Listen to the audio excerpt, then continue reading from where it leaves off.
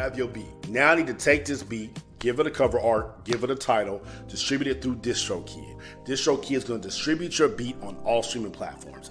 What DistroKid is also going to do is going to give you content ID. Anytime your beat gets played on social media, you're going to get paid off of that. You need to now take 30-second snippets of that beat, preferably the hook, wherever the beats are coming in, wherever the beat drop is, and you now make short form content around that beat. And you take one short form video and you post it on YouTube Shorts, TikTok, Instagram Reels, Facebook Reels, and Twitter. So that's 10 pieces of content you can make off of one beat, and you'll get paid off all of them. Okay. First topic. What's bad promo versus good promo? Ooh, that's a good one. Promo is I'm here. That's all promo is. Marketing is, hey, you in the black hat, pimp to the back with the white letters in the front that likes, this is marketing. Promo is, hey, I'm over here. So bad promo would probably be the equivalent of clout chasing, but that's only in the eyes of anybody over 25. Attention of the people immediately around you, but you'll never be able to reach the world because nobody's brand is going to want to be tied to that shit. Would you say then that bad clout chasing is part of bad promo?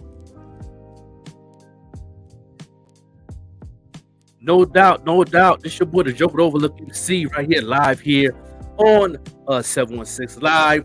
Big and Girl Vette Green. We on across the board on all the platforms. Today, we have a special show today with one of my brothers straight from Anderson, South Carolina. First, I got my co-host for a little bit with us, Queen Vette Green. What's going on? What's going on? I'm just liking and sharing this post so everybody know that we are live with the pop-up show with the Joker. Yeah, here on 716 Live. You know what I'm saying? Make sure y'all go ahead and vote for 716 Live for the Media Company of the Year on the 716 Music Awards. Make sure y'all go ahead and vote for my man. Jay Heat be holding it down with the family. I'm good to be part of the family. So, what I'm saying? So I'm good to be part of the bloodline. Yeah, we lucky to have you. We really are. Yeah, we doing what to do. I got my man Cool Chuck in the building. Yo. What's up, people? What's going on? Yeah, right from the A&D. Cool Chuck here, producer, beat maker, DJ. He definitely pushed the hip-hop culture forward since day one. So let everybody know a little bit about yourself, just a little something about Cool Chuck. A little something, let them know, a little flavor. Well, yeah, man. So I'm from Anderson, South Carolina. You know what I'm saying? Everybody know what I said. I guess they got a little bit more popular with Chadwick that played Black Panther. He's from there. Cat was like a year or so younger than me. I don't even remember him back in the high school. I don't. He went to the rival high school or whatever. But I was friends with a lot of guys he played ball with. But anyway, that's the town. The town I'm from in South Carolina. Oh man. Fell in love with hip hop, man, like when I was like probably 13, 14. I went over to my man's son's house, who I also wound up later, you know what I'm saying, rapping with, doing, collaborative work with him. Man, and I seen him scratching DJ Jazzy Jeff, Fresh Prince, Brand New Funk. Yeah. That was it. I was like, that's what I want to do. You know what I'm saying? Fell in love with it then. Had my dad get me turntables, man. I think I was like 14. He got me a mix and a turntable, and he was like, I don't understand. Y'all want to take records and you take my records and you scratch them up, scratch over. Don't touch my records. don't, you buy your own records. The only thing I see y'all doing is tearing up some records. Yeah, man. And so and that was it, man. I got started, man, and shoot, it was history from there, man. I just love hip hop. Got into beat making shortly after that. I was like, I wanted to make the music because I just had music just in me. You know how it goes, man. When you're sort of musically inclined, but you don't really play instruments. Right. But you can produce and you can make stuff. It's about being creative, man. So I got on it after that, and next thing you know, man, we was rapping, we was making local albums, whatever, man. Then I was producing for people and still DJing, and that's what it's been. I moved up here to Charlotte because I'm actually in Charlotte now. Like 17 years ago, I moved in Charlotte, and so still been, man, fast forward, man, up here in Charlotte. It's been full speed, man. Yeah, definitely. You definitely been inspiration for me when I first met you, because at the time I moved Anderson, South Carolina. It seemed like hip hop was dragging. It was. I came to visit in Anderson, South Carolina. I believe it was in '90. My first time there was like '96 for short. When I was traveling with the fair, and I was hearing all the good names in Anderson, and then your name came up. But they had the Dark Side Boys. But East Side was the Dark Side. East Side was named them boys. East Side or Dark Side, one of them named. Yeah, it was Dark Side. Yeah. Dark Side. Yeah. And then I heard Professor Chops. Seven. Yeah. One of them cats, South Flock. All them names started coming in my ear. Like, yo, you need to rhyme with these. I was a battle MC, so I was ready for all the smoke at that time. He was ready for all of it, huh? I was ready for all the smoke. Yeah, he was. Yeah, I was out there in the fairgrounds. I was there for that fair. Traveled for a little bit. Then I liked it so much because I liked the hospitality, and I liked the people. The people in the hood. It was Southern good. hospitality is ridiculous. Yeah, hospitality was amazing. It was gangstified, you know what I mean? But they respect. As long as you respected, in the area you was at, you didn't have no problem. So I don't know why people was kind of scared when we was in I forgot what town we was at. I think we was in North Carolina at the time, and one of the boss man from the fair was like, "We finna go to Anderson. Y'all know what that is? That's gangster.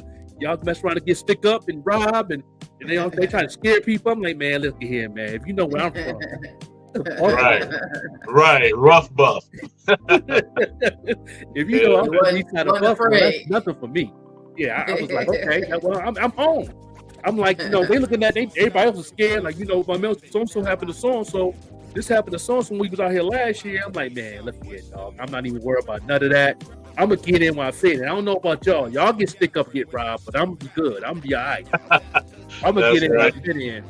And so that was my story, how I came to Anderson. Then I finally get to meet you through our fellow rest in peace, fellow friend Tommy Jackson, rest in peace. Yes, sir. Rest in peace, the legend. Yes, and then when he told me that he was doing beats and he was a hip hop head, and I was like, okay. And then when he told me, man, I'm cool with Chuck. I'm so and so, with Tuck and this and that. I'm like, oh yeah, you know what I'm saying. Then that's when we clicked from there, and we grew from there, man. And he done produced some stuff for me. We did beats together. Did parties together. Worked together at the clothing store. Did a couple of shows. Probably got booed, but we did a couple of shows. That boo makes you stronger, though, doesn't it? That's right. That's right. Yeah, it did make me real strong, man. So yeah, that was it. That's how I got to know Cool Chuck, and we've been working ever since, man. Let me ask you this question, Cool Chuck. What was your first sampler or the first piece of equipment you got beside your turntable? Oh man. To be honest, because people think it's funny, but the way that we worked on this thing, again, it was from my man Sean. I kid you not. Casio had this little, you'll hear producers talk about guys that were just starting out. Casio had this small little keyboard that had like 4 pads on it. It had one of the samples was like a lion roar or something. It was cheesy, but it could sample. So when you plugged in the auxiliary and then you would plug in the RCA to, whatever system you had or amp, you could actually sample, and it was sample. The sampling was terrible. Like I guess what would they call that? Like the sample rate was horrible, right? Yeah.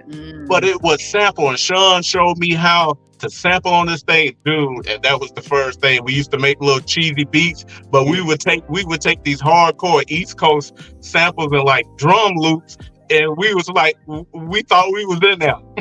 You know what I'm saying? We was like, yeah. That was actually the first joint, man. And then after that, it became the ASR 10 after that. When me and Tuck, it became ASR 10. You see guys like Kanye West and RZA still use it to this day, man. I miss my keyboard. I miss it, man.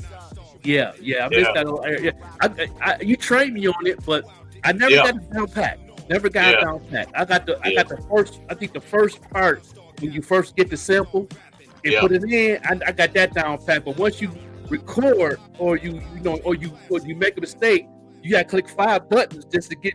It was a slight learning curve to it. It was a slight learning curve, but once you get it, man, it was awesome, man, because it done everything. done I everything. remember getting one of those little keyboards. I don't know if it was the same keyboard you had, Cool Chuck, but I remember getting a little pink Casio keyboard for Christmas one year. And you couldn't have told me that I wasn't Stevie Wonder or somebody up there playing my keyboard. It did come with preset samples. There were like 10 of them at the top, I believe. Wow, yeah, but man. I'm at Bad G from Lackawanna had, I don't know if it's the Casio that you had, Cool Chuck, but he had, I think it was a Yamaha version of that. Okay. It was small like that, and it had like 3 pads at the top. It was similar to the same thing. He had one of those, and he used to plug it up like what you do. And what he used to do was, I don't know, he was pressing inside the tape deck, but he made it speed up. Yeah, okay. You know what I'm saying? And then he'll catch the sample like that so it could be clear. You know what I mean? And that's how he used to do it. He used to do it like that, and that was his first joint. I think his father, Father Golden, gave him that joint because he was a jazz musician. He used to use it for to tune up his horns with the small keyboard and stuff like that. Okay. So that's a similar same thing with my man Mad G, that Casio. I think Casio and Yamaha was going through a competition because when that Triton came out, then that Casio keyboard I had that made beats that you could sample and you could program beats and stuff in there. So the equipment was cheesy, but that's when I first did my first beat before I even started doing beats with Cool Chuck, and I was like, I wanted to learn more quality stuff. Like that Triton was real popular. That's when right. we was working in in Shirt Kings. That was a real popular keyboard. Everybody wanted one of them Tritons. And that joint sounded crisp, but no doubt, man. But let people know all the different groups you was in and stuff like that. Because I know you did some stuff when you and Tuck had a couple of hard copies back in the day in the 90s. Right. Well, man, coming up through high school, I first got to say, because they ain't gonna never forgive me if I don't say this, I think my first group was with Pop from Southside and Noshbone. You know Noshbone from South Flock? Yeah. we was first the group, man. We never told nobody. Nobody knew about our group but us. Maybe a few other people, right? But we swear we was a group. I remember in my room we used to work on like performance routines. Them guys was funny, man, but they was dope freestylers, you know what I'm saying? So Pop and Nasha together, but they was like comedians, but they was dope. I remember we used to work on routines in my room. They used to hold me up by my legs and I used to run the turntables. It was funny, man. But man. Yeah, because we thought we was going to be the joint, man. Yeah, but shout out to Pop and Notch. That was like my first group. I forgot what we called ourselves. Something like Southside Wrecking Crew or something like that. It always be a little cheesy name, you know what I'm saying? But later on, then after meeting Sean and I started to really get serious, I guess, with music. Actually, when Tuck actually, you know what I'm saying, DJ Tuck, you know what I'm saying, he actually tapped me on the shoulder. He had got out of the military and he was like, see, you real musically inclined. You know how Tuck talk, but you musically inclined. You know? Just like we ought to get together, bro. I was like, yeah, man. Me and him got together, man, and bought the ASR 10, and it was, man, that was it from there, man. Then we would work with different artists. Me and him done about 2 projects, but a whole slew of different production for everybody. You know how it was. Everybody that was local, we was producing for everybody. Even some cats like up in Pendleton, South Carolina, we was producing. Pendleton has a good artist right here. Yeah, we brought out the Katrina C EP. We produced that joint. She can blow. Yeah, that girl can blow right there. That was the Mary J. Blige of Erickson, South Carolina.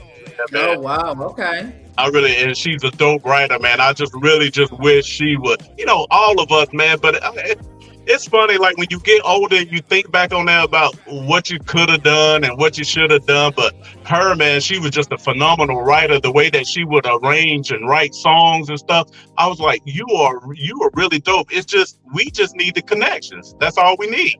Is she still writing and singing? I do not know because I've lost contact with her. I do Oh not know. wow. But Okay. yeah, I thought that she was dope. So we did that project.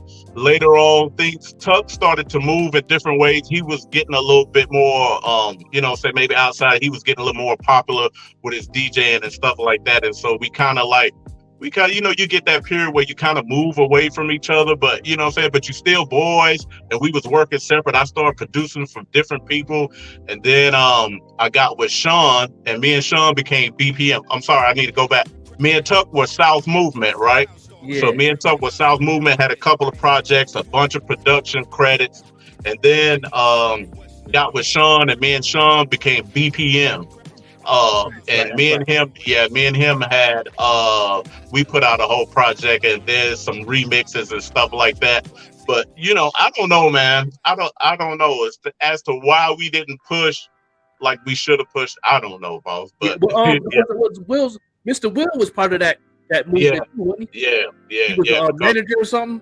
Yeah, he was our manager, and he used to try to guide us. But when you got young black males, and we think we know everything, and then I don't know, man. Does it seem like it's tougher because we come from Buffalo, New York, and Buffalo isn't a huge city.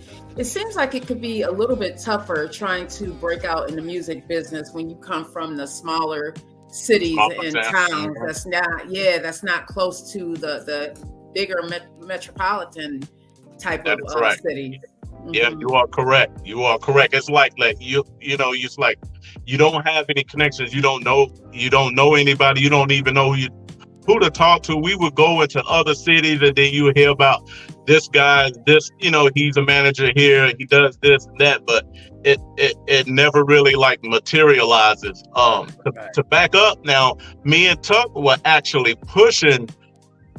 What I loved about my brother Tuck is that he always pushed me to learn the music business, right? So we got the books, The Business of Music, and he got the other one that was done by that lawyer.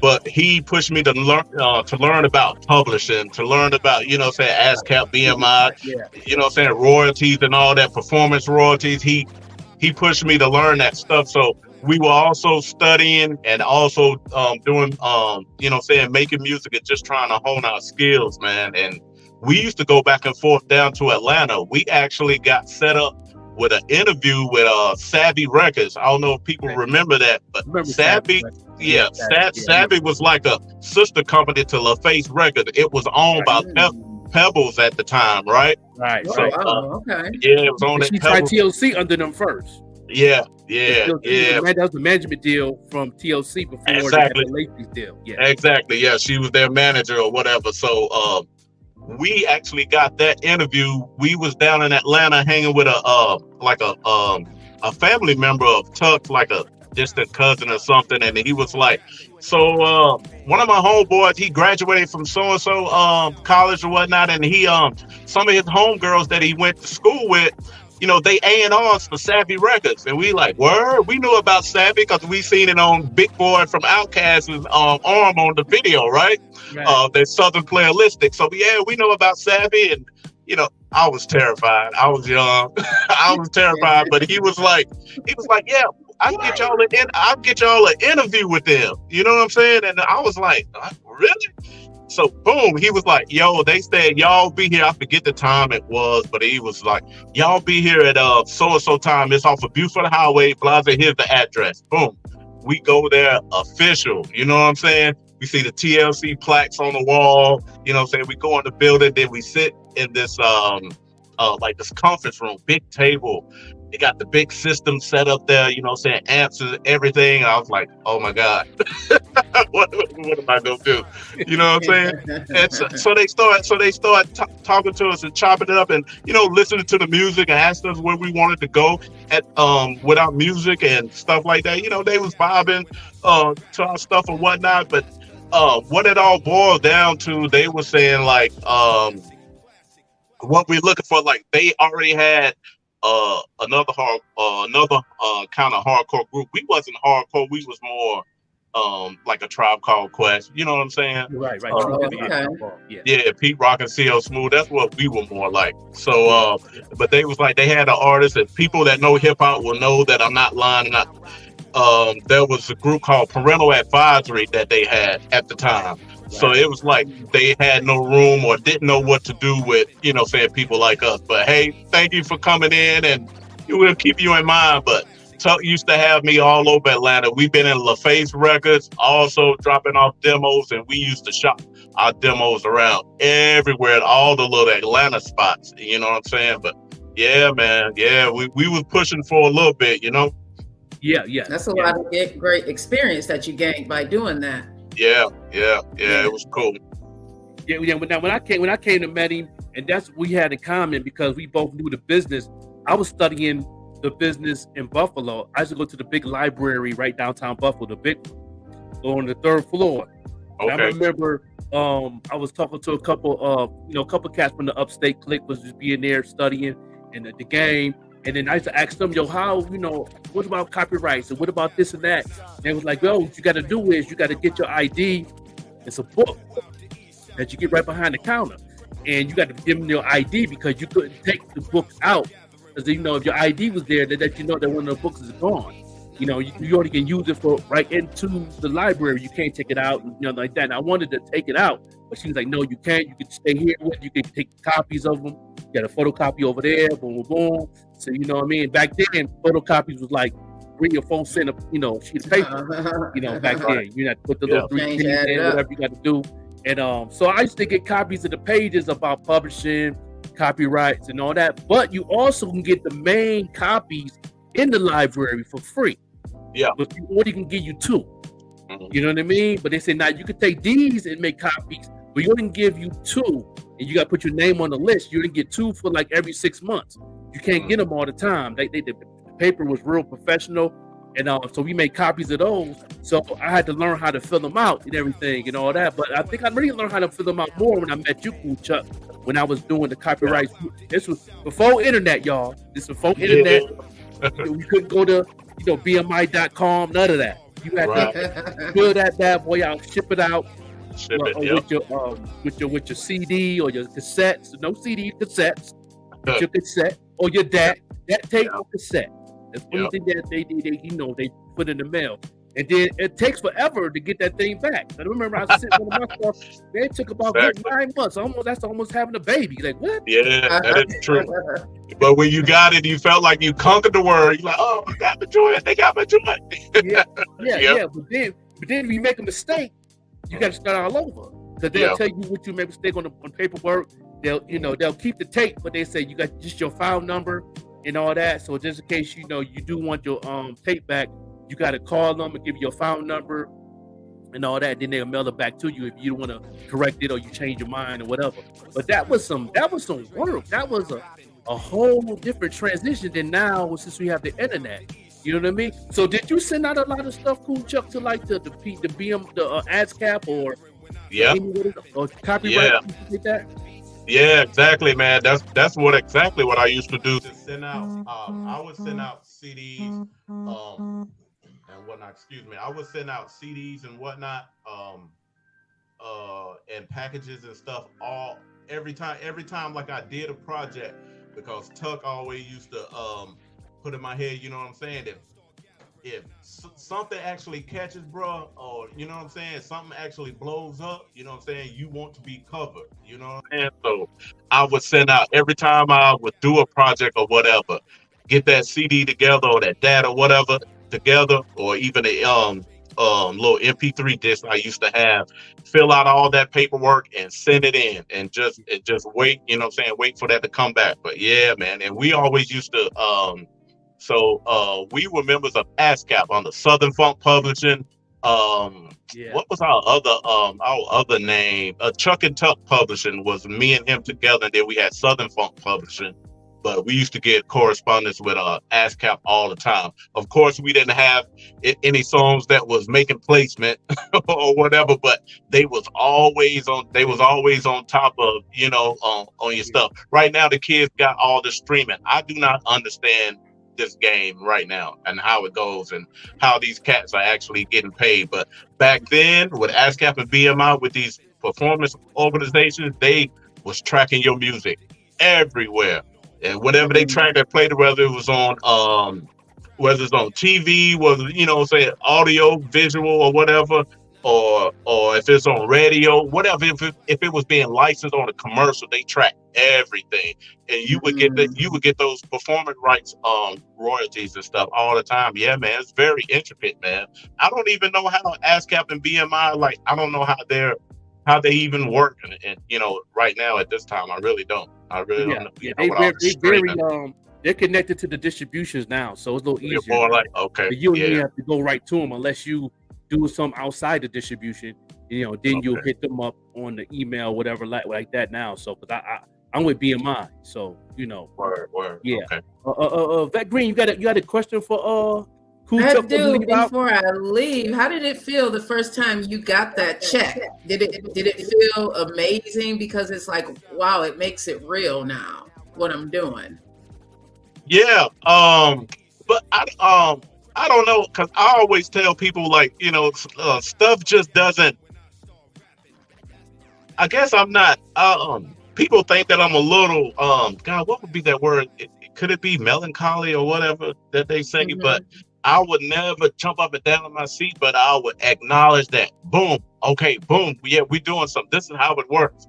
I'm proud of myself, but okay, let's just keep moving and let's keep, what's the next thing, or, so, it makes you feel good. It makes it feel like, it's all worth it, what you're doing, so. Yeah. Was Yeah, it man. ever discouraging because of the amount of work? And shout out to everyone in the check-in, Black Ace. I see you out there. I saw Carlito out there. Thank you, everybody, for tuning in. Tamara, I seen you out there. Gino and Chef, I see you out there. Oh, Prilito, I'm sorry, I said your name wrong. So, was it ever discouraging because of the amount of work? And when you're in the business, it doesn't take off right away. So did you ever feel discouraged or ready to quit? And if you did, how did you stay, I guess, engaged and stay in tune with what you wanted to do?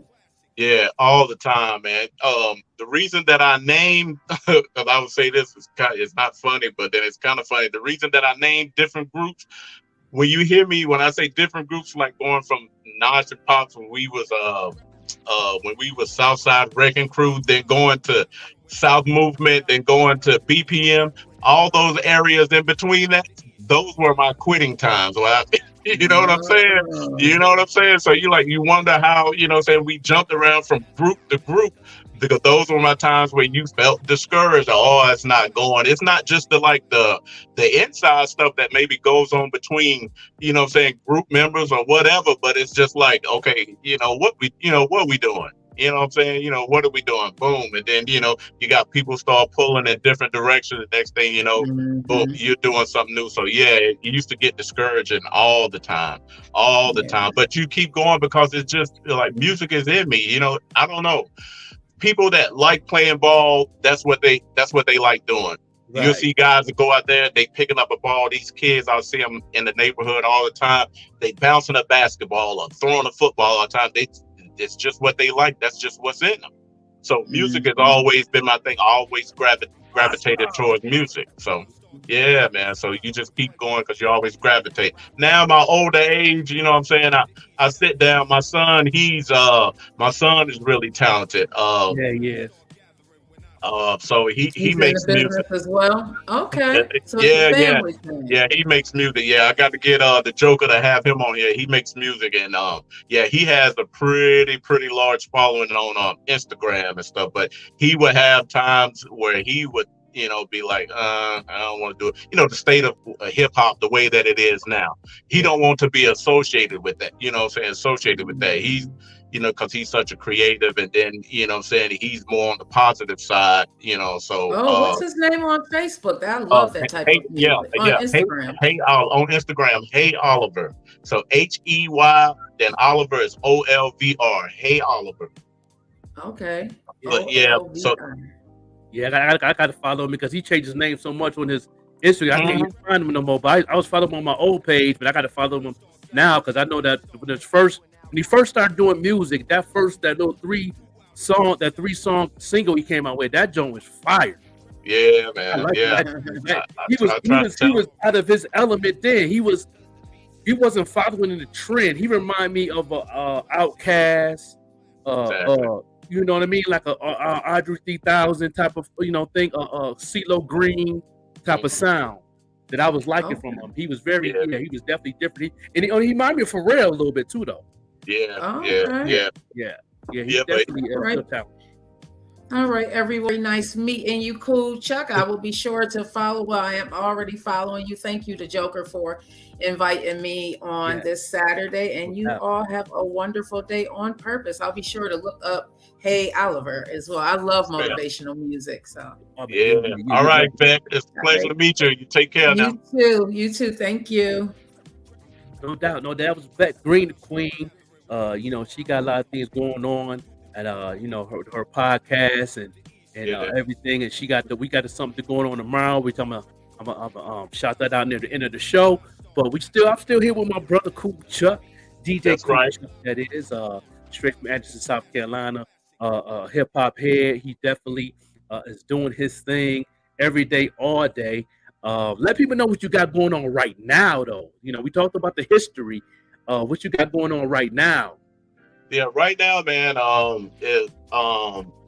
still working, still on the DJ grind. You know what I'm saying? I like to sometimes, I say to my wife, I kind of get disenchanted with it, you know what I'm saying, sometimes, but but you gotta keep going. So I keep going, and you know what I'm saying? Because I like sometimes I talk to Tuck sometimes, and it's like you don't know if people really appreciate, you know what I'm saying, the old DJ style, or as he would say, the true school way of DJing, you know what I'm saying? Right. So we don't know if people appreciate that, because the trap has taken over so much. And man, I'm at we was at a sporting event, my daughter's softball game, and in between the little in between their little takes or whatever, they changing batters, little white kids out there, they would play all this trap music in between. And I'm like, and these are like white people that live, you know what I'm saying, live in these, you know what I'm saying, in these little prestigious little areas, and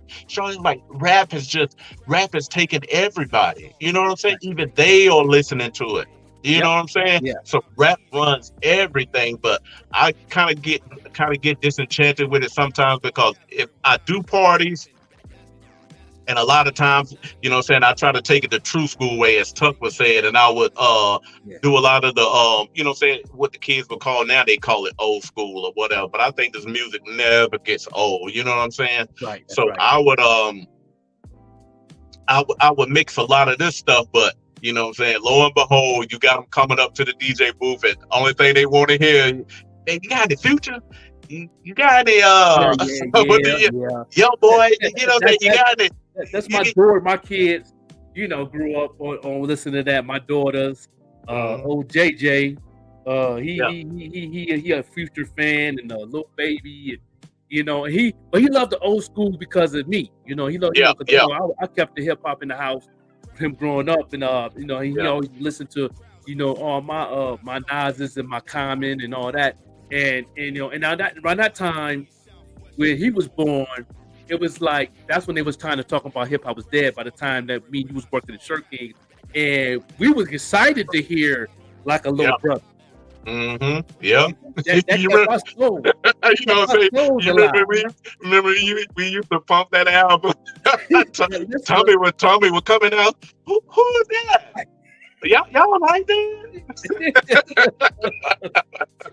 That was true hip hop though. Like that was exactly. And that was in my blood from day one. I liked it the changeover. I liked it the changeover when Kanye came through, that sound, and then Jadakiss kept it alive. That Jadakiss Last Kiss album was banging at that time, and you know what I mean? I like the stuff that T.I. was doing. I like some of that trap music, the early trap music, you know what I mean? The Pastor Troy's and stuff like that, and the David Banner. We used to ride on it. That was, to me, that was a form of our hip hop culture too, even though with a little bit of South trap mixed with different sounds. So, and I seen the transition. I was feeling the transition. We used to talk about it all the time.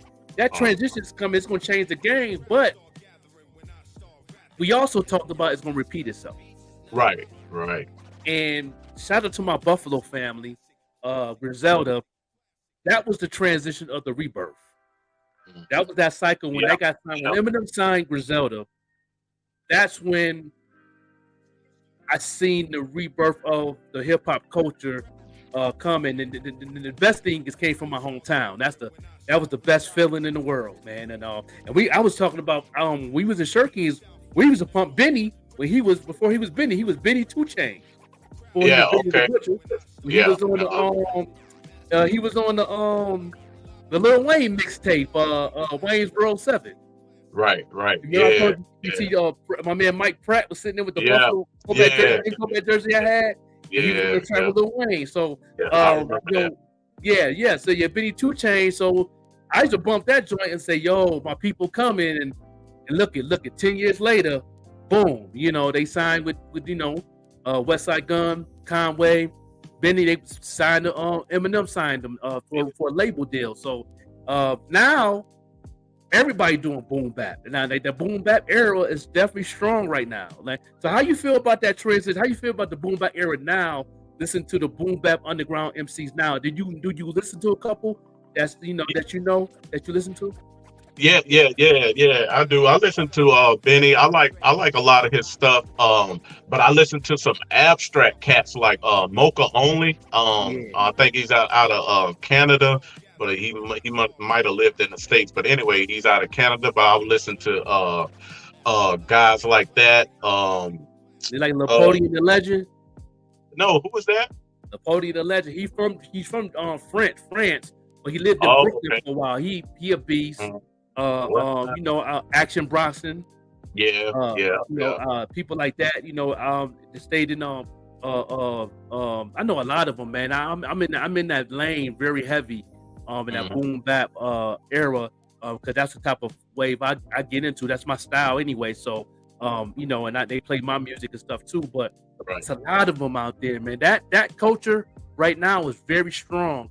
Boom bap radio.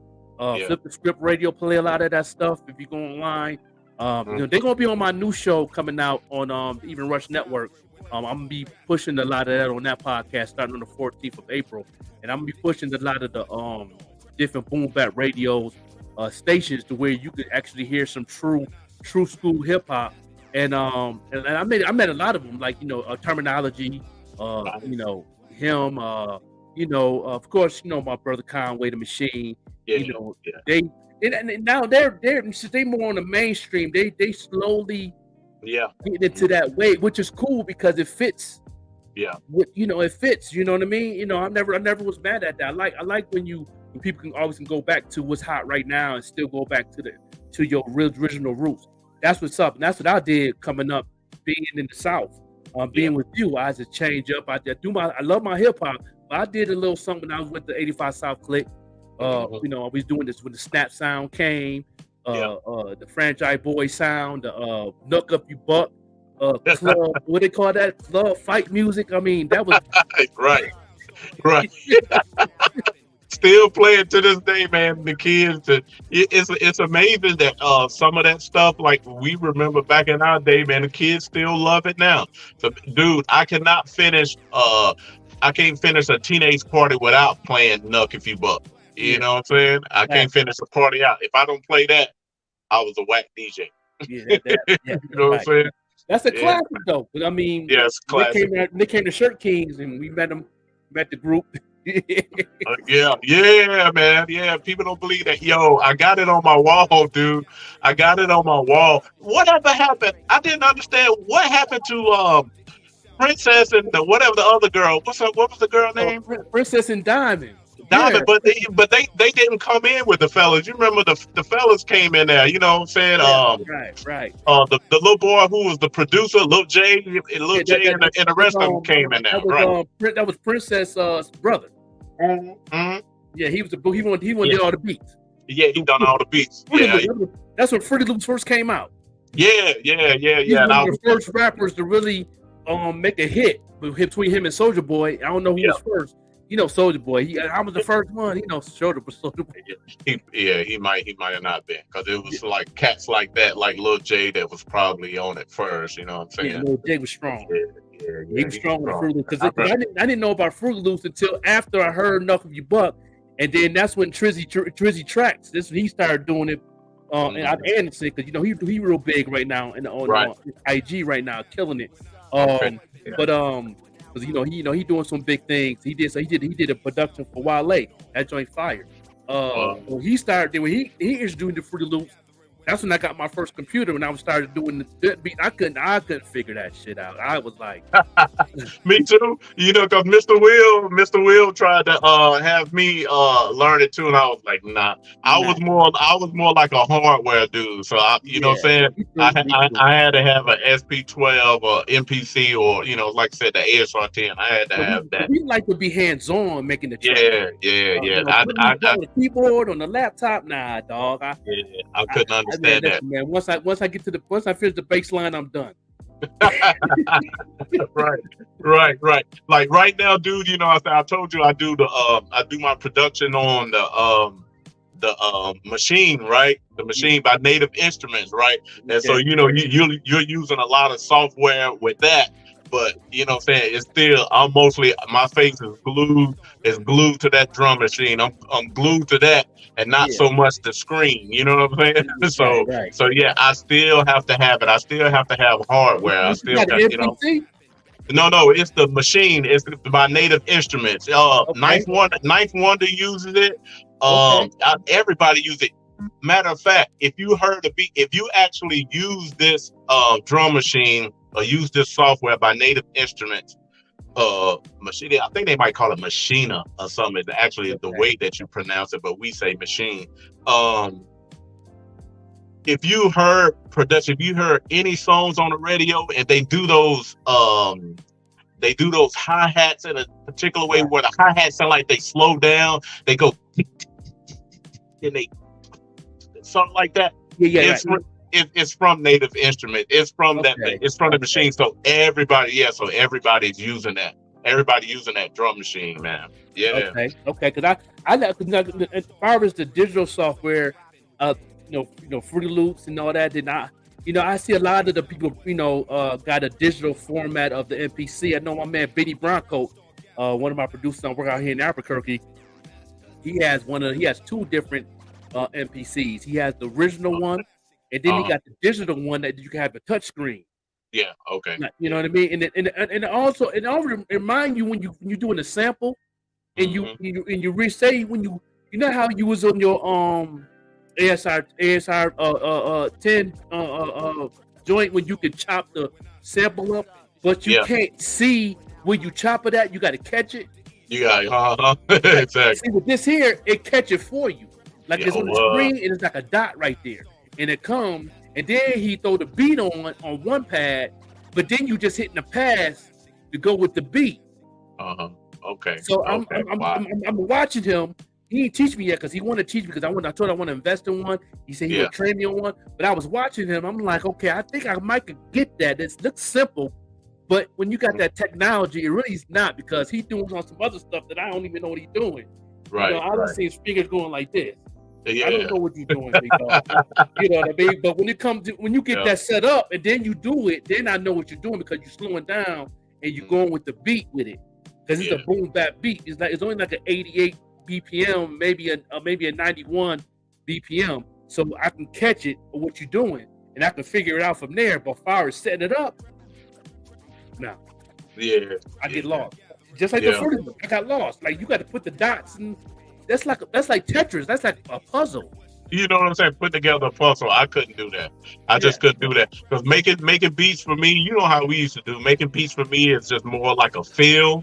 You know what I'm saying? It's a feel. It's a feel to me, and it's not what I'm looking at on the screen. Place this there, place that there. To me, that takes the soul out of it. You know what I'm saying? Yeah. Right. So even with the ASR 10, I was good at setting the sample and catching the sample, but all that when you make a mistake, it throws me off, because then I forget. Yeah. You know what I'm saying? Because you do it so fast. You know, you Yeah. so quick with it. You know how you keep your memory going with it. Like, okay, I was doing this. Okay, Because I work with it. I work with it every day. You right. just wasn't on there. Me and Tuck worked with it, so we was going, command function, command truncate, boom, boom, boom, boom. You know what I'm saying? So we was just, you know, So I was getting better at it because I know a couple times I went to your house like 3 nights in a row. I was getting the hang of it, but I still couldn't get it when I got that certain type of idea of what I want of my sound. Like the same track when I produced it, the FOC track. I had that certain sound that I wanted, and so you should do it for me so I won't forget it. You're like, let me go ahead and do it so you won't forget it, because that's how dope. That's hot. So let me do it, then you just go ahead and do it. Then when you mess up again, I jump in, boom, boom, boom. Then you go forget. And then once we got it, then I could see the growth of the production growing, and then I get excited, like, okay, now we building something here. If you weren't there, the second time I mess up, man, forget this track, man. Man, I'm about to go to Fats or somebody or something. No doubt. Shout out to Fat, man. Fat, man. That dude's dope, man. Shout out to Fats, man. As well as Cuzzo, man. Professor, man. They just dope, man. Yeah, and I remember them guys, man. They was just starting. I wouldn't say they got their start because they was doing their own thing. I would say they got their start from me and Tuck, but me and Tuck was the first people that put them on tracks that we produced that it wound up being on that Kakalaki compilation joint. But them dudes are dope. But then now they just took it and went somewhere else with it. But they dope. Yeah. Did y'all have a hard time back in the day finding a studio to record?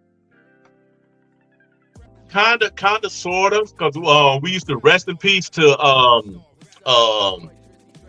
man, Keys to Please owner. Oh man, Tim Bell. Rest in peace to Tim Bell, man. Tuck was like, I found a guy, older guy, but he's got studio. You go in Tim Bell's house and he have 120 keyboards stacked on each other. And you was like, man, who is this dude, man? He was like, dang, man, this is dope. Yeah, talented. You like, oh, this is dope. Me and Tuck, that's where we first started recording that right there. Tim Bell's Keys to Please studio, man. Yeah, man. His mixing and mastering was phenomenal. Yeah, man. You actually see him work. Like most of the time, we used to lead the work there. He'll do it. But one time I sat there when I was doing the Empire EP. And I did the joint with my man. Shout out on my man, Steve Pickens, man. My man Steve Pickens. Hey, that's a name I haven't heard in a while. Yeah, man, he was nice on that bass. And I actually been the first time being in a recording studio, not the studio that we see now, y'all. Like y'all have on your Pro Tools. We that's a studio, but we went to a full-fledged. That was the first full-fledged studio in a house I've never been in was Tim Bell. Yeah. You know what I mean? He had the 120 track recorder across the thing, and you said he had like 7 to 8 keyboards. He had every software equipment you could ever think of in there. He had an ASR 10. He had the Triton when it first came out. He had the Roland joint, the MPC, the MPC 100, MPC 1000, the MPC this, He had the big joint where you could put the little mini discs in. Yeah, he had everything. The digital DAT. He had a DAT machine. He had 4 rotor reels. Like he had a full-fledged orchestra. And you could bring an orchestra band in his studio back in those days and do a straight orchestra track. This is true. And man. He had 2 sets of drums in the booth. Yeah. So man. He had that was the first full-fledged studio I ever been into. I was in heaven. I met him I didn't meet him through Tuck though. Somebody who brought me to I think it was Levi Stress that brought me to Tim Bell. Okay, Levi. Shout out to Levi. Shout out to my man L Stress, man. I talked with him last week. I got definitely gonna bring him back on the show. But he brought me there. And then after that I went to Damon Downs. Shout out to Damon Downs. Yeah. I forgot about Damon. Yeah. Damon Downs. It was at Electric City Records. Yeah. We never recorded with him, but I remember doing a track for Mad Weasel, and Weasel recorded in Damon's Down studio. We was up in there, Yeah, that was real cool. I liked his lab. He was the first distribution company out of Anderson. He actually was doing the distribution, hard copies, CDs, cassettes, and all that. So you know what I'm saying? So yeah, when I went to Damon Down, that was my second best studio. And I liked about Damon because he had the distribution, and you can actually get after you get done, he'll make copies. He'll design the artwork for you. Everything was like one-stop shop, a joint for a low price. Like it didn't really hurt your pockets.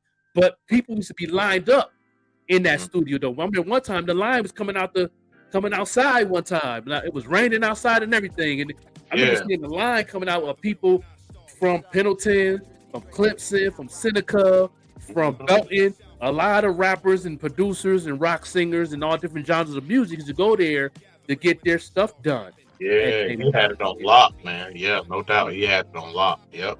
But that was that you had to take advantage of that, because if you had to go somewhere else to get that stuff, you had to go to Atlanta. That's right. Or Charlotte somewhere. Because I remember I went to the Charlotte studio. And where you at? Shout out to my man Voice Box, man. I went to his studio out there with his father. Rest in peace to his dad. They had a studio in their living room, and they did distribution like that too. Okay. And that, you know what I mean? So and they had other companies and stuff downtown on Central and all that. They had places out there in Charlotte back in the day. We had to go there. They used to have distribution companies get your stuff done. So you couldn't really find no other place around the area in the upstate South Carolina unless you went to Atlanta or Charlotte. So when Damon opened his shop up, everybody took advantage of that, because you had to take that hour ride to Atlanta to get something done, and then back then you had to make a phone call to get an order. You couldn't do it online. You got to call to get an order. You got to have your credit card and all. And listen, man, people didn't want to do all that, man. They didn't want to do all that. So Damon knew what he was doing when he opened that shop, man. He ate good on that. Yes, sir. No doubt. It was another cat that we used to record it. Why his name don't slip me, dude? You talking about the studio at Clemson? No, not at Clemson. It was out in the country part in Anderson. Dude was once because he used to tell us the story. He was once an apprentice for Teddy Riley. Oh my God, you know him because I think he got some brother. Oh, his name was at the tip of my tongue. Oh, he wore glasses. Yeah, well, Tuck is gonna kill me because I don't know that. Yeah, he mastered. When I recorded the song with FOC.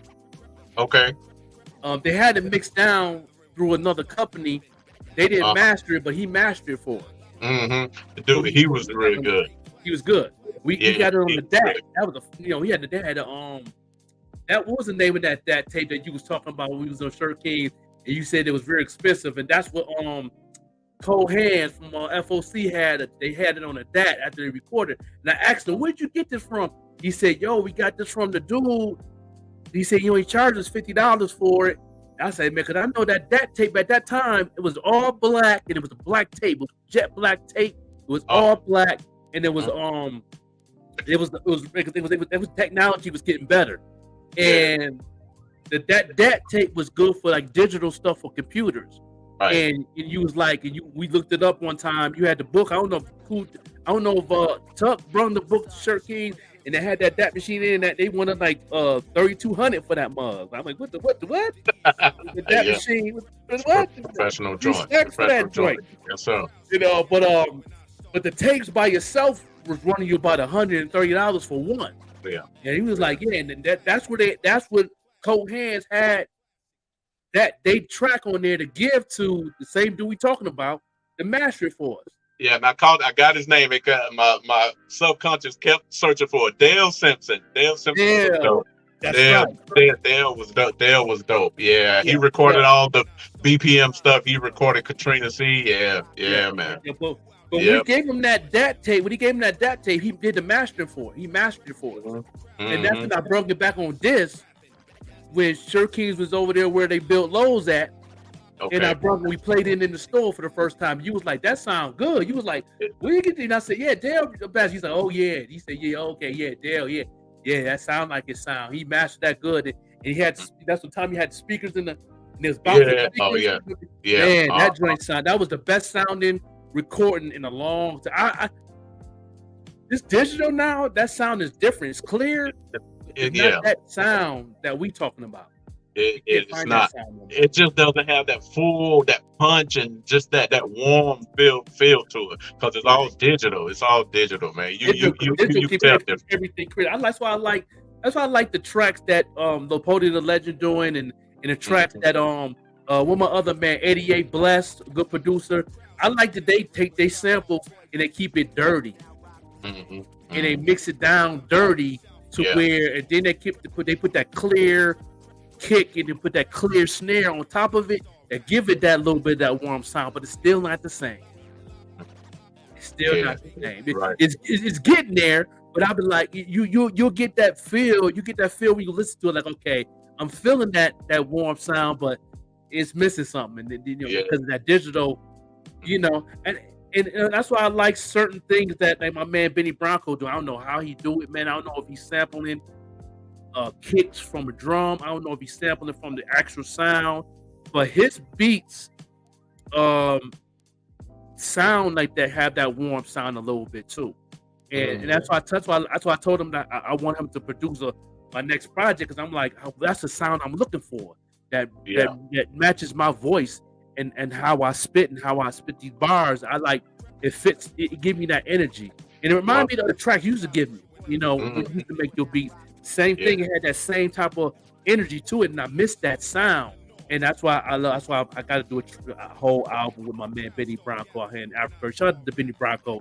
He in the lab right now, focused on his new album right now, and I can't wait to hear it. But cool, Chuck, man, it's been a blessing to have you on this jump ball. Yeah, man. I don't know why you would want to have me, sucker. I ain't doing that. You had to put that man. There. Yeah. I hear you, man. You official, man. Yes, sir, man.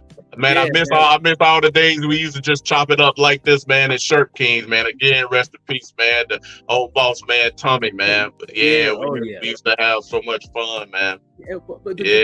Speaking of Shirt Kings, how did you feel about working in that store to where we was involved with the culture of what was going on? We was in the marketplace working at Shirt Kings. How did you feel about being in that marketplace, of being involved? Like we was connected to all the shows in Greenville. We selling tickets. The marketplace was there. The magazine people was come to our store. BG came and did the video with Seven and them and all that. We was in the mix of that. How did you feel of being in the marketplace? See, again, it was me. It was like nothing like, I would say amazes me, but it's just like I don't, it's like, how what some people would just say, well, it's just what I do, it's just what I do. You know what I'm saying? So, So I don't, so I don't get like overly excited about, about stuff. But we was in there and we was rolling, and like you said, we was connected to a lot of joints. Boss Man was putting on concerts and we was connected to a lot of stuff, but it was just like, that's just what we, just what we doing. That, you know what I'm saying? But we always represented the culture, man. And that's what Shirt Kings was about, man. It was about the clothing. It was about the sound. It was about the culture, man. That's what we did. And I learned more about fashion being in that store, because Tommy was a fashion type of guy. Right. Know what I mean? Tommy was the Virgil of South Carolina. You know what I mean? Because he had everything. Everything he had was different. Nobody had what he had. That's and right. He bring clothing lines in there that was official, that nobody knew about, but we knew about it because we was in the culture. We read the source magazines at the time. We didn't have the digital like we have now. We had the magazine. We had to go to the store to buy the magazines. Everything that was in those magazines was in our clothing store. That's right. At that time. Exactly. Johnny Handsome and what was the other Joe B. Johnny Sam? Handsome, Johnny Blaze. Johnny Blaze, the Snoop Dogg clothing, Outkast. What's the other clothing line? The Rakim clothing line. God Body. The God Body. Yeah. You know, we used to love those damn jeans, man. Yeah, the God Body. Yeah, man. We used to love those jeans. What's the other with the jacket that you bought from the store? That was the clothing line out of the West Coast. It was called Ice Cube, and they used to wear them all the time. Not the Dickies, but the That's what I'm thinking. That it was the Snoop Dogg. It wasn't the Snoop Dogg joint. We had Snoop Dogg wearing there too. We had Snoop gear in the store too. Because Tom used to go to Vegas to the magic show all the time. Yeah. And bring back a lot of clothes. But the other jet you had, but I didn't get because you took the last one. It was the brown tip of my tongue. The initials was CC. Was it something concrete? Oh yeah, it slipped me.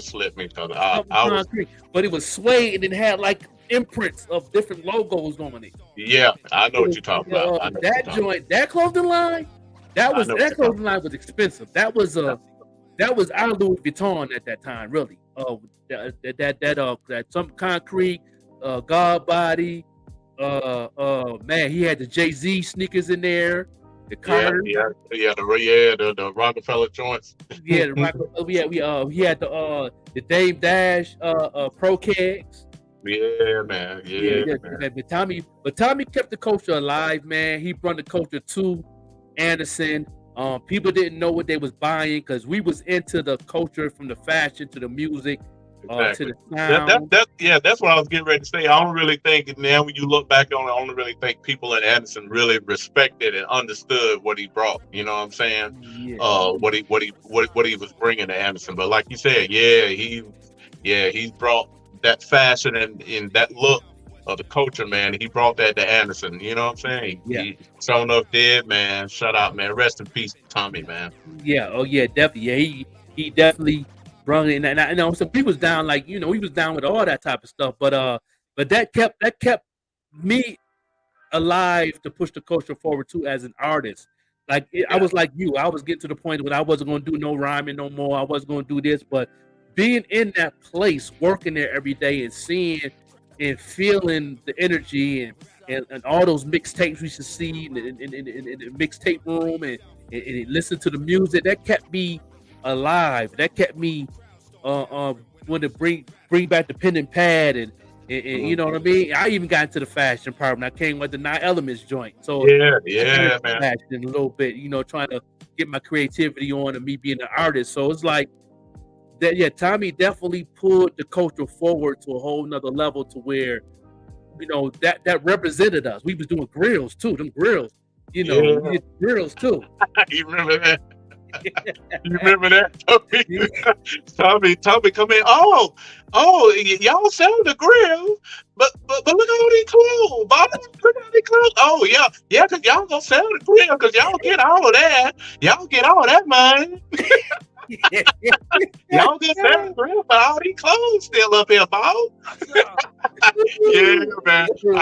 I remember that, man. Yes, sir. Yeah.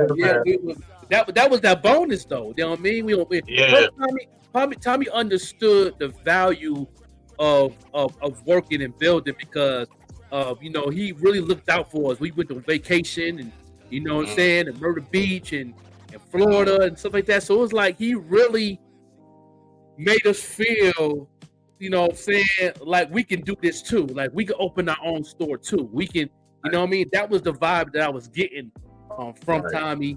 And he was teaching, virus how to put together an order sheet. We used to do the order sheets for the store. We really was involved in retail on a whole different scale. Like, from the inventory, because you was the manager and I was the assistant manager, but the inventory and stuff like that. That was some work. That's when the work came in. The inventory part. And so that I tell people all the time, like, it ain't easy to open a clothing store, because you gotta have everything on paper, and you gotta know them barcodes, you gotta know everything. And then when I worked on the move, I really was learning on a whole different scale from being in the mall. So the wisdom I learned from Tommy, I was already ahead of the game. So that's why they kept me in the store, because I knew a lot of, you know what I'm saying, Shan and Maine, they used to keep me in there because I had I was the look of Anderson from being in Shirt King. That's right. Yep. You know what I mean? We was pretty much the look. We was the trademark. Right. Of the city of hip hop. Everybody came to Shirt King to drop CDs off, tickets for shows. You remember that? You remember that point too? Yeah. I remember dropping money at Big Business from Badass Is. I remember dropping money in his hand, and he was like, I forgot I had CDs in here, and he was like, what's this for? Like, dude, you know what I'm saying? We sold all your CDs, you know what I'm saying? Yeah, man. So stuff like that, man. Tommy used to, like you said, man, push the culture forward, man, and stuff like that. We thought, you know, to me, it was like, this was just stuff that we were doing, and you just didn't think about it, but all the time, man, you know what I'm saying? We were just getting those jewels, and he was teaching us, you know what I'm saying? Yes, right. Yeah, man. Yeah, man. Yeah. You know, and we was in the culture heavy, and then it got scary after a while, because when I say scary, because when you start meeting people in the game, we was meeting the all the celebrities coming to the store, and like you was like, and you said when you went down to Atlanta to this record company, it get fearful a little bit. Yeah, because everything's moving too fast. Yeah, exactly. When DJ Jelly came to our store, like, you know what I mean? Like, what? Yeah, DJ Jelly, like what? Yes, sir. You know, Fire Mob, what's a Mac Breezy? What's the Mac Breezy? Yeah, Mac Breezy, Mac Breezy, the Franchise Boys came through. Rest in peace to the Franchise Boy. He passed away of cancer, man. The member, man. Rest in peace to him too. Oh wow, which one? Which one? The dark skin one? The dark skin slim one. Wow, really? The heavyset one, that was his brother. Right. Okay. Wow. Yeah, he passed away of cancer. Yeah. Wow. Okay. Yeah, prostate cancer. He passed away, but he passed away about 7 years ago, maybe. I might remember that, but I think this little stint I had with COVID, it killed a lot of my memory. You know, we talked about that earlier. That COVID. Yeah, COVID told me killed my memory, man. Yeah. He passed away, but we met the Franchise Boys. They came through. Trillville came through. I remember all of that. Yes, sir. Trillville came through. We didn't get to see still Scrappy though. The Scrappy came through. I think we was on vacation when he came. Yeah, something happened with that. I think his sisters got pictures with him when he came to the store. It was Scrappy. Yeah, something happened with that, but Fred from the band. Yep. I still got all those pictures on my wall. Right now, where I got the camera set up at, right in behind is those pictures. Me and you at Shirt King, Freddie. You know what I'm saying? Yeah, man. I still got all those pictures, man. Man. That was solid. We was in the culture. We was definitely in there, man. We was connected. You know what I mean? We just didn't know how to capitalize off it because it ain't like it is now. With the internet, you can actually capitalize off a lot of things now off this internet. Once you know how to use it consistently, you know how to use the marketplace. I teach digital marketing now, so I've been studying this marketing game since Mr. Will put me on game in 2004, and I've been growing ever since. And you know, now he look at me now like, yo, you on a whole nother level with this marketing. I said, yeah, man, I see what you was talking about. Like, it was all about marketing back then, and I didn't understand. We understand the promotion part of it because we always want to get played on the radio. Right. And that's what we was pushing to get played on the radio. We didn't know about all this other stuff. And really, we didn't care. We just want to be creative, get on the mic, you know, make beats, record, you know, get our pen game right. That's all we focused on. We didn't do that's it. You know, we didn't care about everything else. But I know Mr. Will was always used to come and put down on the table that you need to know this. You need to know it. Even Tuck used to come in. You need to know this. You need to know this though, Frank. You know, you do that, but you got to know this too, though. You can't get that bag if you can't get this right here, though. I'm telling you. That's him, man. I tell you. That's my boy. Shout out, man, DJ Tuck, man, the legend himself. Yeah. You know, he always give everybody their flowers and to give they props, man. But Tuck is that dude, man. Yeah, Tuck goes way back because when I talk to my older cousins, you know what I'm saying, and they be like DJ AD. Back in the day, he was DJ AD before he was DJ Tuck. So yeah. Tuck go way back. He way deep in the game, man. Yeah, man. I'm gonna definitely bring him on the show, on the Underground Lounge show at the Evening Rush Network. For those who tuned in, man, I'll be on the Evening Rush Network on the 14th, starting every Friday after that. On Evening Rush Network, go to evenrushnetwork.com, download the app. The Underground Lounge podcast will be there. It's a spinoff of the pop-up show, The Joker. I'm still going to be on 716 Live and IBP Media, and I'll be live still on 514 Online Mix Radio every morning from Monday through Friday out of Montreal, 7 o'clock Eastern Time. I'm still celebrating 50 years of hip hop, and on Thursday we do Throwback Thursdays. So yeah, y'all definitely tune in and jam with me with some good music. I'll be playing some good hip hop. The playlist be crazy. The past 3 days, man. They played a lot of De La Soul since De La Soul got their masters now. They trying to give them their bag back. They trying to catch up, ain't they? Yeah, man. Yeah, they trying to exactly. They trying to catch up. Yeah, man, because them cats supposed to be up there, man. But yeah, I'm so proud of that. And you know what I'm saying, it's kind of bittersweet that it comes after, you know what I'm saying, Dave, Dave passed away. But Dave, man. Yeah, rest in peace to him, man. And so so everybody tune in on that, man. The playlist is crazy. I'm doing my thing, and I would love to bring Cool Chuck back on another time, because this is definitely a good conversation. Shout out to all my Anderson and South Carolina, Greenville. Shout out to the two Anderson cats that's about to go pro in football. This one man Hamilton and you remember the old Hamilton, he was a little young boy back in the day, coming to the store with his mama. Hamilton and Zach. Bad Zach. He used to come. We used to do the teen club. He wasn't a teenager back then, because his brothers was, but he used to come. They used to bring him to the club, and Tommy let him in though. After he was about 8 years old at that time when we did the teen club. But yeah, them boys going pro, man. They was at the combine.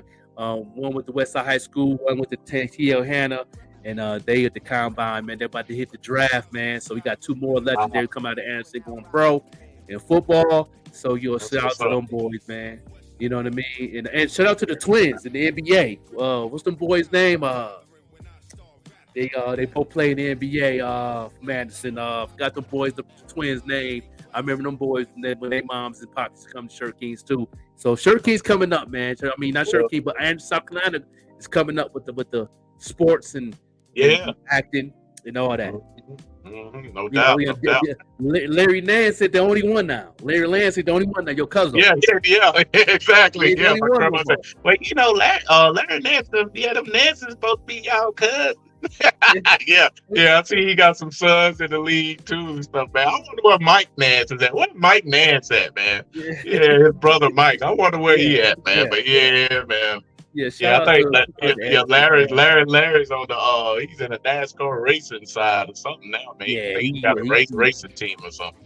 Yeah, that's a definitely good bag in that area. That's a good lead. That's a good marketplace. That's a good once you learn it, he definitely been in it for a while. Shout out to Larry, man. You know what I'm saying? I met him one time at the east side, but they had the east side barbecue one time. He came through. They had the family reunion. He came the barbecues were big over there. But we didn't go over there because at the time, that stigma, that was east side, and South. We didn't go over there, but that was big. But the barbecues are big, man, and there's a gangster fight over there. That's the only time you go over there, you're going to pick somebody up or you driving through. But right. If you're doing them 2 things, you don't need to be on the east side, bro. Right, man. Yeah, that's a fact. But appreciate you, man, being on the platform, man. 716 man. With the Joker. My man DJ Cool Chuck, legendary, out of Anderson, South Carolina, man. He's definitely a 864 Underground king in the building. I appreciate that, man. You're one of the kings, one of the 4 fathers of hip hop of Anderson. Man. We tried to do our thing, man. But still keeping it going, man. We love it, man. Yeah. We definitely. I enjoyed meeting you all. It's a blessing. It's a blessing from the Most High to meet brothers like you, Tuck, and good hospitality out there in Anderson, South Carolina. The times I was there, even though in the bad times, it was good times out there, man. That's what made it so different. Even though we was all struggling, and we could barely get a bologna sandwich, but everybody was still happy, and everybody was still, coming together, man. So it's a blessing to have you. I see you still at it. Keep going. Tell the wife and the family what's up. You know what I mean? You do the same, man. Yeah, you do the same, man. Man, it was a pleasure, man. Thank you for having me, bro. Man, yeah, we got to do it again, man. You know who else you need to get on here? I don't know if you had him on here, but shout out to Corey Septic, man. Shout out to Corey Septic. Yeah, Corey on here already. I ain't had him on this platform. I had him on my old platform on the radio show. I had him and Seven. I got Seven. I had Seven on the radio. Yeah, 7 on here too. Shout out to Seven. I was on Blog Talk Radio. Yeah, when I was on Blog Talk Radio, I had Seven and I had Corey Septic. I gotta get both of them back on here. I know Seven was going through something. I know he had surgery. Shout out to my man Seven, man. You know what I mean? He have some health issues since COVID too. So you know what I mean? And shout out to also to Corey Septic, saying he said he got kidney failure. We're praying for him. You know what I mean? But yeah, I got to bring my man Corey back on, man. And he my top lyrical MC coming out of A&D, man. For real. Man, no doubt. Yeah, pound for pound, without a doubt. Bro. Yeah, he number one. Man. I don't think nobody can spit better than that brother right there, man. And some others out there that's fire, but he was so consistent with it back in the day. He was, every track he destroyed every time. Especially some of the tracks you produced for him. On the Spinner Web 1 or 2, you did. I did a few tracks. He was trying to set something up to get me to do tracks for this new joint right now. But I told him, bro, you know what I'm saying? It just right now it's not in my spaces. It got stuff everywhere. I'm trying to learn a new joint, new machine, and I don't want to give him no crap, you know what I'm saying? Because who he is and what we've done, you know what I'm saying, in the past, you know what I'm saying? Whatever work you're gonna give him, you gonna put that heat on that thing. That's one artist. I don't care. There's a lot of people in the game right now, even in the mainstream, underground. I can't hold it. I'm not capping or nothing. But this brother Corey Septic is one of the most unique MCs I ever met. Ever. You know what I mean? I got my favorites. I got my Rakims and everything, but yeah, he can definitely roll with the best, man. He's definitely that boy, and his wordplay is definitely crazy, and his storytelling is unbelievable. His storytelling. Tell him, I gotta bring him back on here though. But yeah, man, you stay on, Cool Chuck. You stay on. We're gonna talk backstage, and we'll get him off this air. Appreciate everybody tuned in. Cool Chuck, let everybody know how they can reach you. I got it on the screen, the IG, Cool Chuck _entertainment. Let other places you can get a hold of you at. Yeah, man, that's pretty much it, man. Cool Chuck _entertainment on Instagram, and then on Facebook, I think I'm Cool Chuck Oliver on Facebook, because Facebook was doing that thing where they was making you put your real name on there. I like, man, this is some government shit, man. They make us put our real name on there because I wanted to put Cool Chuck on there, and nah, they make you put your, you know what I'm saying? So anyway, Chuck Oliver on Facebook, man. And other than that, man, shoot, you catch me whatever. All you gotta do is hit my man up if you need anybody to DJ. If you in the Charlotte area, or if you in the upstate South Carolina area, upstate North Carolina area, you need some DJing for a party, baby shower, weddings, receptions, all that, you hit my man Cool Chuck up. That's it. That's become a thing now. You know what I'm saying? Baby showers. Dude, when I got my first one, I was like, why they want a DJ at baby shower? Yeah. I'm like, they want a DJ at the baby shower. I was like, my wife was just like, you better get the damn money. So, you know what I'm saying? So I was like, yeah, okay, just do it for the money, whatever, man. But man. We had baby showers on the radio. We put it on the radio, keep it moving. What? You put the radio, keep it moving. Get out the gifts, get your eat on, get your drink on, and get out the way. We ain't got no time for all that. But a lot of people's written venues with stuff like that now. Baby showers, they are. Graduation parties and all types of stuff. Y'all anybody doing some graduation parties coming up prom after parties or whatever you got going on, man, hit up Cool Chuck, man. On That's right. IG, man. Cool Chuck. That's right. On any one of those platforms, just hit me up, man. You know what I'm saying? Yeah, we'll be there to inbox me. We'll be there, man. Yeah, definitely. He'll definitely hook you up and make sure you get your track list together, see what music he got, and he'll make it do what it do for y'all, man. No doubt, man. That's it, man. I appreciate you, the Joker. You know what I'm saying, man? Thank you for having me on, man. The pop-up show, man. I appreciate it, man. Yeah, man. Yeah, no doubt, man. Yeah, man. It's been a pleasure. You know what I mean? You stay right there, Cool Chuck. You know what I'm saying? Backstage, we're gonna chop it up, and I appreciate everybody tuned in. And you make sure y'all check in with me and my homegirl Vette Green tomorrow. Tomorrow we putting it together with the new joint we got going on. I keep forgetting it's new for me that I got so much things going on. I'll get it right one day for y'all. But yeah, tune in tomorrow. Y'all see everything on the platforms for tomorrow, for the radio show, for the conversations with Vette Green, with the R&B singing and all that. So we're gonna keep it going like that. And no doubt, we appreciate y'all. No doubt. What's up? It's your boy Drake. You are now rocking with Ham. Throughout the east, south, west, and north. Crowds start gathering when I start rapping. That's cause the beats is not straight classic.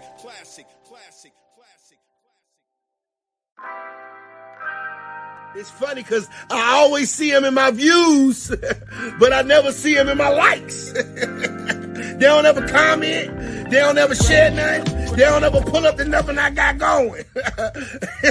Stop telling these folk you fuck with me, bro.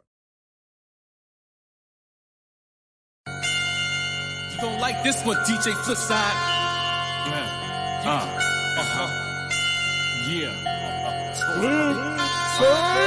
Don't provoke me if you know I have a temper. Never have a side chick, only if you pepper. Up in the woods, the hood with no camper. The whole crew full of shit, it's like a pamper. Sweet well, smoking the air with no get back. Mad working Avery Park in my backpack. Po, driving through, now that's a fearsome. Pager go off, get off to have a threesome. The booty like a fruit basket to bust a cherry. New fight, chicks to choose up in the Perry. Free up work real quick on each ferry. The block was my girl indeed to get married. So scary, one man dude to grind alone. South Park, getting dark in front of car bones. No cell phone, backseat sweet, getting mad on. Mindset, catching rank, bringing in coupons. No internet yet to sweat, so fuck it down low. I reload the blunt, don't front just to get high.